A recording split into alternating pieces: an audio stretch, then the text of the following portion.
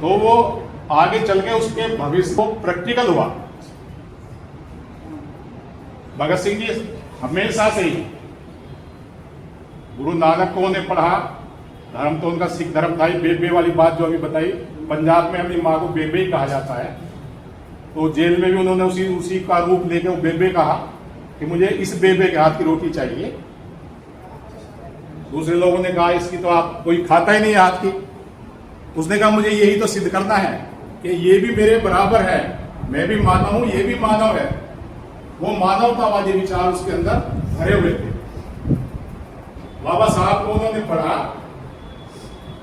बाबा साहब के जो विचार उनके उस समझ में आए, तो उन्होंने अपनी इच्छा की जगह जिक्र किया हुआ है कि जैसे अभी हमारे ये श्रद्धेय रमेश गौतम जी बता रहे थे कि उन्होंने बाबा साहब को पढ़ा, इतना समझ में बात आई उनकी। उन्होंने कहा कि अगर मुझे मौका मिला, अगर अंग्रेजों ने मुझे छोड़ दिया और मुझे मौका भी मिला आगे जीवन जीने का, तो मैं अपना सारा जीवन बाबा साहब के साथ रहकर इस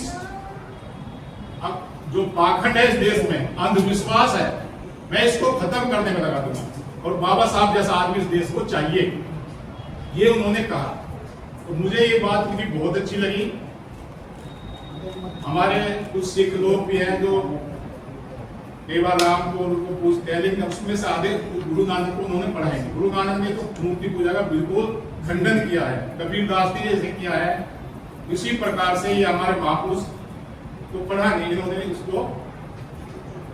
अभी थोड़े सा जिक्र हो रहा था कि हमारे अम्बेडकरवादी लोग हैं, बाबा साहब का खाते नमक, हम नमक हराम क्यों है? हमने किस बैंक से लोन लिया और किस्त कहां चुका रहे हैं? हमारे समाज में 90% लोग ऐसे नमक हराम हैं। नमक तो बाबा साहब का खाते हैं और खाया है अब तक। बाबा साहब के अगर ना होते तो बाबा साहब के बिना वो तो आज कभी सोच के देखे कि उनकी स्थिति क्या होती।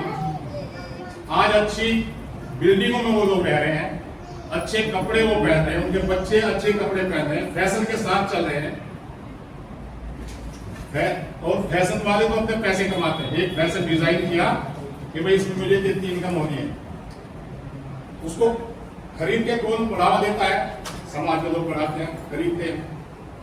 तो फैशन के कोई, हमारा संविधान जब बाबा साहब ने दिया है, हमें बराबरी का अधिकार दिया हर चीज में, तो उस समानता के अधिकार को वो लोग फॉलो कर रहे हैं। कहां से वो कर रहे हैं?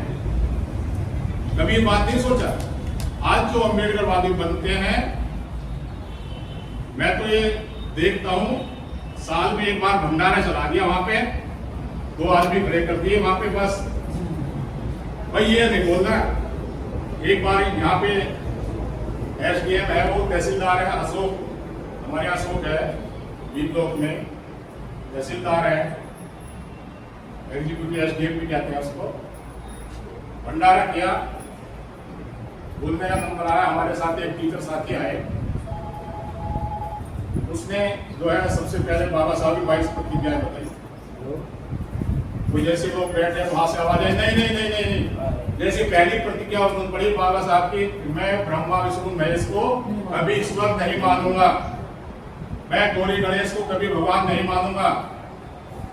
और उसका बाप तो वो तहसीलदार का बाप, नहीं नहीं नहीं, हाँ तो सर समाज है, सर समाज है। सर समाज तो गड्ढे में जा रहा, तू सर समाज से क्या ले, तुझे क्या लेना? अगर सर समाज से तुझे जो अपनी बात तो रखने दो उसको, और जो बात सच्ची है झूठ हो तो बताइए।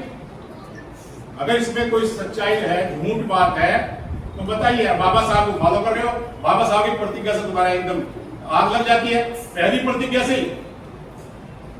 तो ऐसे समाज में हमारा एक दिन भंडारा करके आज उनके घर जाकर देख लो, ये नवरात्रे चल रहे, कितने रुपए अपने बच्चों के साथ पढ़ाई का खर्चा करते होंगे, मंदिर बना रखे होंगे घर में, घरों में लाइट लगी होगी, बढ़िया सुबह शाम देसी घी जल रहा होगा। तो ये क्या है? ये नमक हरामी है। वो खा तो बाबा साहब का रहे और लड्डू चल रहे वो हनुमान के मंदिर में।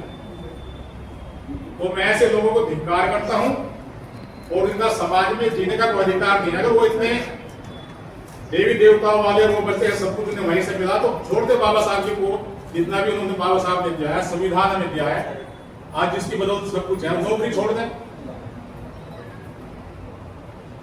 तो इन्हीं बातों के साथ जय भीम।